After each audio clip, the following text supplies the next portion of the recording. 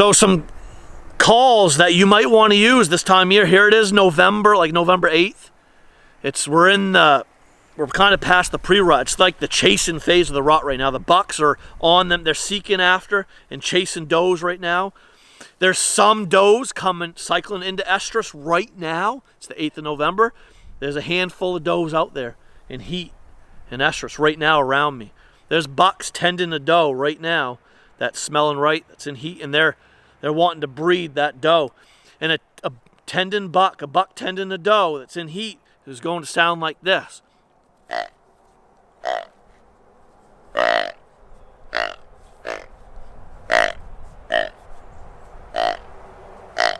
He's gonna grunt like every step. He's behind that doe that smells right, and he's chasing her and circling her and going. He's following her every move, and he's grunting like every step. If the doe doesn't stand or stand still and let him mount her, if the doe's not gonna let him breed her, he might do a deep, long, drawn-out guttural bawl sound. It sounds like this.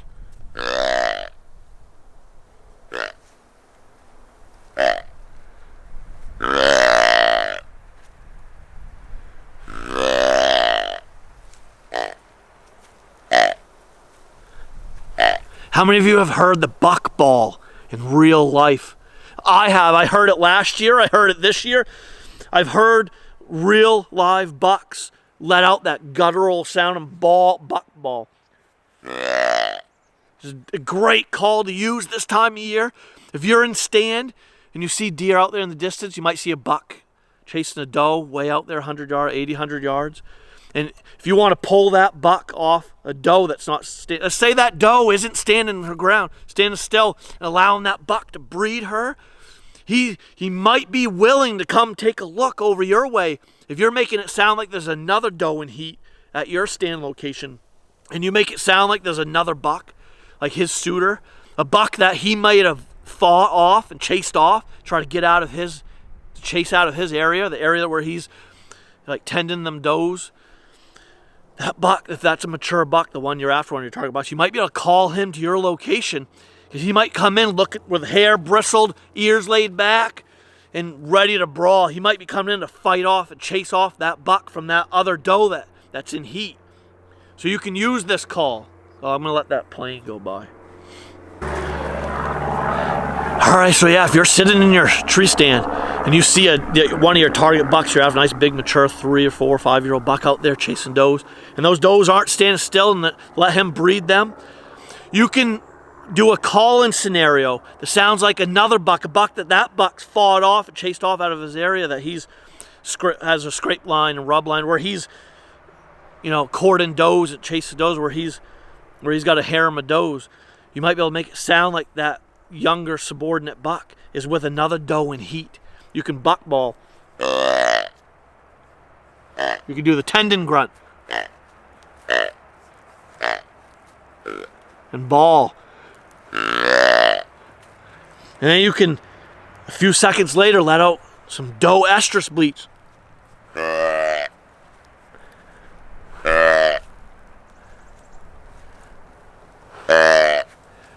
And end with some more grunting.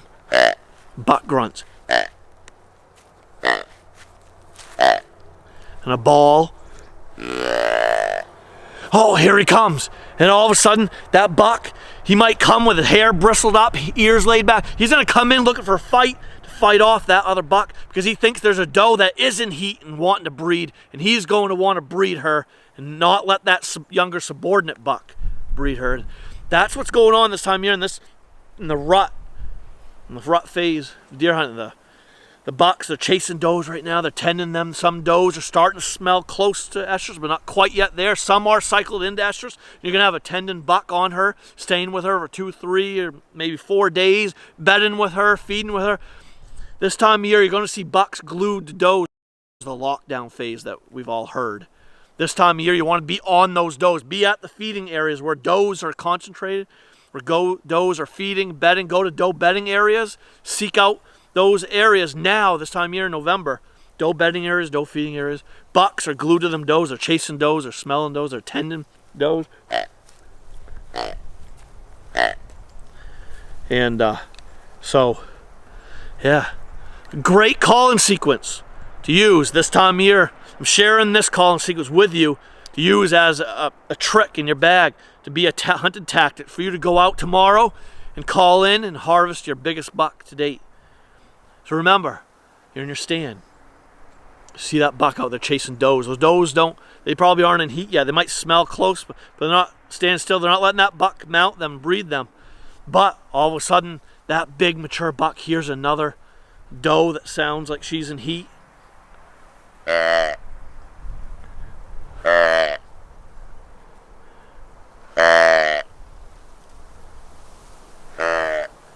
And then that buck out there 80 yards hears another buck on that doe.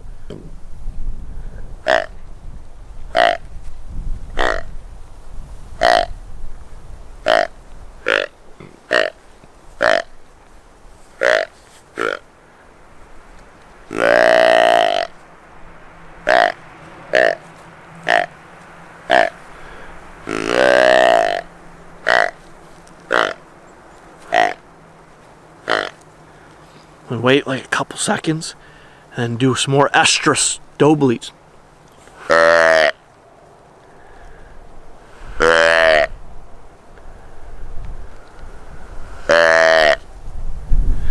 And then all of a sudden, don't be surprised if he starts coming your way. Get ready, have your cameras on, your gun in ready position.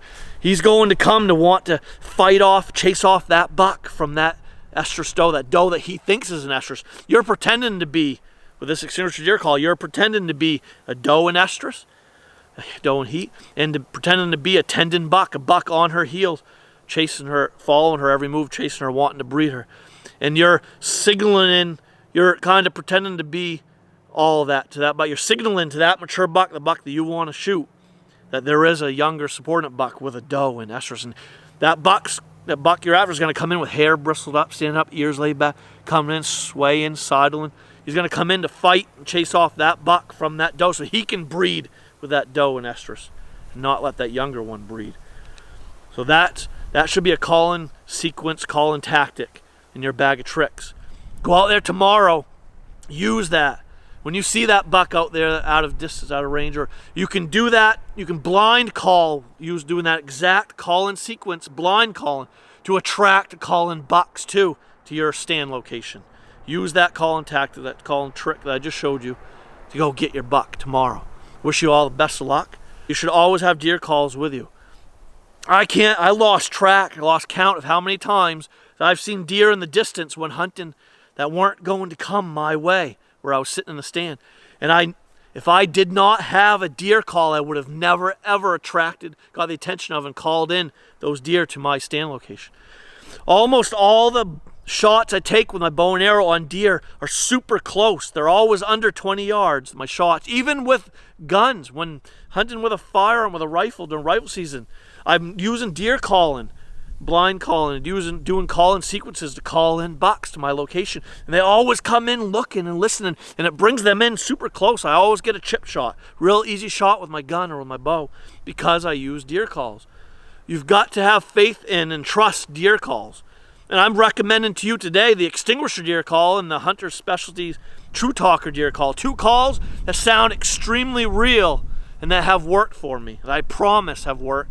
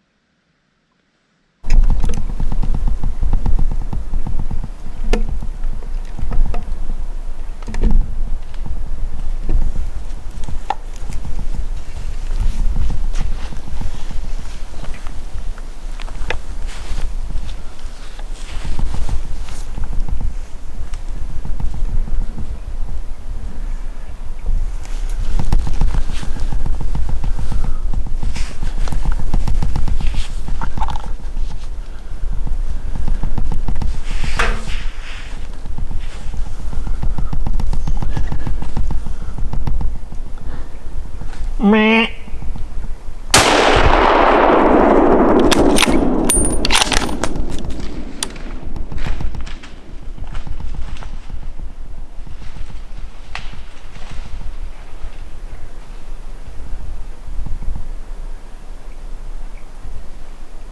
He's down, guys.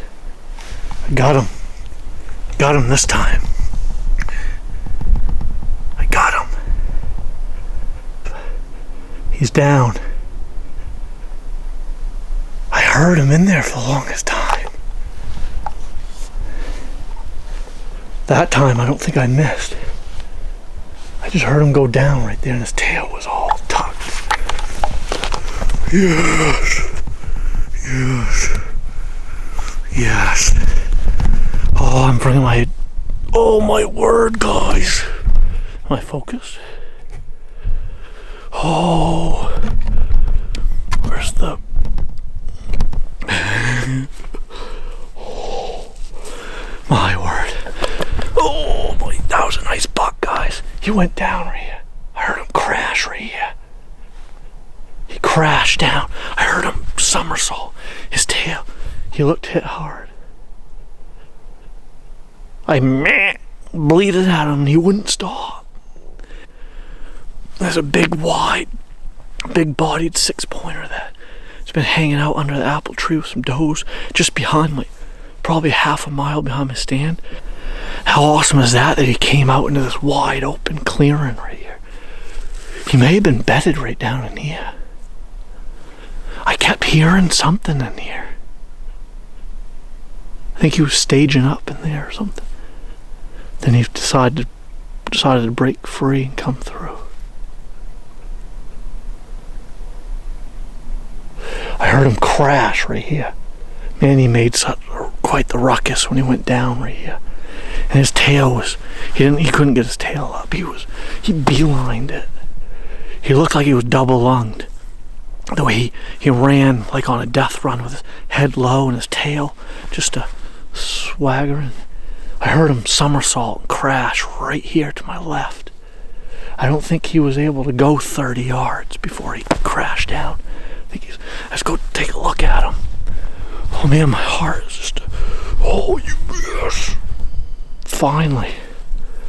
Oh, guys, man, I missed 3 bucks off this stand this year. I shouldn't be admitting that, but I've been flinching and rushing my shot. And I closed my eyes and flinched on this buck behind the stand this morning. He was like 60 yards out, but there was a lot of branches and stuff in between us. But I do recall like closing my eyes and flinching. I think I botched the shot and like pulled the barrel as I was squeezing. I think I pulled instead of squeezing the trigger gently. My adrenaline was just going. My heart was, oh man, I had to catch my heart and put it back in my chest. It was beating so fast as that buck come in behind me with that doe. That doe bedded 30 yards behind my stand right in this thick stuff, and he stayed about 60 yards out. And just, he kept his eyes on that doe. He was staring at her, and he stood there for the longest time like a statue. He would not move. I watched him for 20 minutes waiting for him to turn broadside, and he wouldn't. And kept putting his nose to the air like he was smelling something. And the sun was glaring on me, and I was moving a lot. I was worried that he'd see me or smell me, and he'd spook and run. So I took the shot that I had, but he was standing there still for the longest time. But I think I botched the shot, and I pulled the gun, and I missed him, clean miss. He ran with his tail high, and he never acted hit. This buck acted hit. I heard him somersault right here. Heard him crash right there. I shot at 2 bucks today. One this morning and this one this afternoon. This evening. See what time it is. Man, I finally got it. It's only 3:52, guys. It's like 40 minutes before dark. I shot him 40 minutes before dark. I got ample time to go up to him while it's still daylight. See what we got. Yes! Let's go see this buck. Alright guys, hey, see you in a few minutes. There, it's recording. And come stand over here to make sure I'm not cut off. My head and stuff. And is his tongue hanging out? It's not, is it? No, your head's not in there. Not yet, but... Oh, he stinks. I gotta get him. Yeah, he stinks. My head in there now? Yep. Alright. Oh, there's a lot of light. What do you got there? Like a spotlight? Alright, everyone. So, I got my buddy Kenny back here behind the camera. He helped me find this buck. I actually shot him at like 3:50 this afternoon. About 40 minutes before dark, but being a cameraman and all, obviously I had a bunch of B-roll shots to do and some commentary, interview type stuff. So I did that, but I also wanted to give him time to go and die in case it wasn't like a mortally, in case I didn't get a great shot on him. I wanted to give him ample time to go lay down and die. I didn't want to chase him to the next county. There's always that slight possibility that the shot wasn't perfect and the buck could run and you could bump him as you start blood trailing him too early. You know, general rule of thumb, wait a half hour. I like to wait a good hour plus anyway, give him plenty of time. And so I got down from the stand with plenty of daylight left, but the sun started going down quick. And I think everyone says that. It's kind of a silly thing to say. The sun just goes down at its normal rate, but or speed. Well, I couldn't find blood. I was having a hard time in low light finding blood. My flashlight died on me. I had to run back to the truck, get another light. Called Kenny, got him heading this way to come help me. Kenny found the next blood drop for me. The general rule of thumb is always have a buddy with you, because being the shooter, the one that actually shot the deer, their adrenaline's so high, heart rate's pumping, and you just want to like rush to your buck and get to your trophy really quick, and you're kind of blinded. And it's kind of hard to spot blood when you're like that. So it's good to have a buddy that's more calm and collective and can like take their time looking. And Kenny did a great job finding blood for me. And then we stopped finding it for a little bit there. I just kind of went up ahead, up the hill, shined in the woods, and I saw a white belly. I'm like, Kenny, there he is, man. He was like, where? And I was like, I see white belly. And I said, he's right there. And Kenny finally spotted him.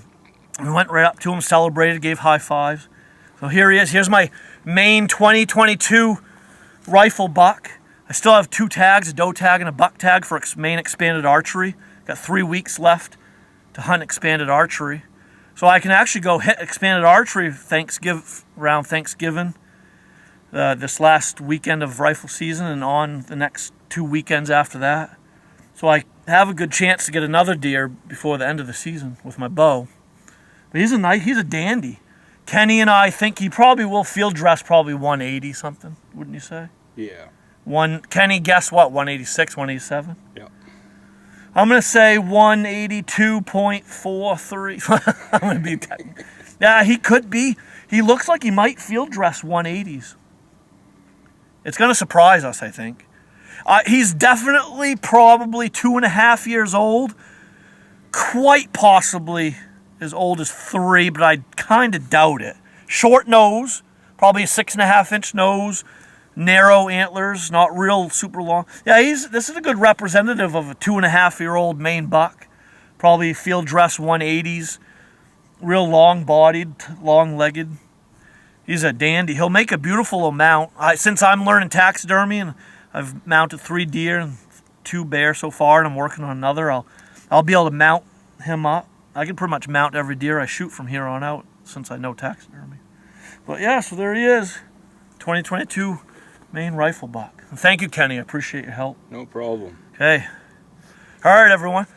So, I don't know if you've heard of Super Thanks, but if you look down below the video, there's a button that says Super Thanks. If you click on that and you go in there, there's a place there to donate money to the YouTuber. So you could like donate any amount that you're willing to give to help me go on more hunts. I go on bear hunts to Canada and go to deer camp, fly fishing camp, ice fishing trips, and all that stuff. It just helps. Every little bit helps just to help fund all those expenditures, on my travels to go out to get more videos like this for you all to watch. So yeah, check out the Super Thanks down below. Hey, smash that like button for me, could you? And don't forget to subscribe if you're not already subscribed to my Spikes and Gills YouTube channel on your way out. Greatly appreciate the support, guys. All right, see you next time. Good enough.